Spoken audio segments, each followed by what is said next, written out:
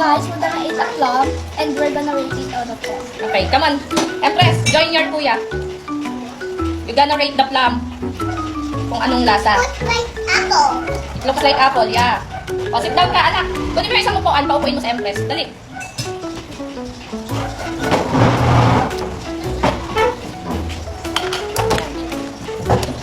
Yep. Wow. Hello. Ganyan buto niya sa loob. Teka lang, guys. Yum. See, looks like apple. Ngayon, i-rate ni Kuya M and ni Empress. Go! Ayaw mo?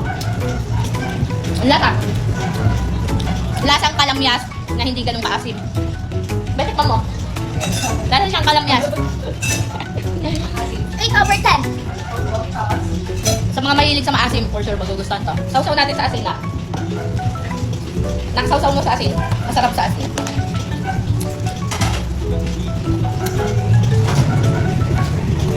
Pag may asin, 10 over 10. Sarap ba? Ngayon, tikman nyo ha. Tikman nyo nang walang asin, tapos sausaw nyo sa asin. Lasang kalamyas ko, na hindi ganun kaasin. Sarap. Sarap.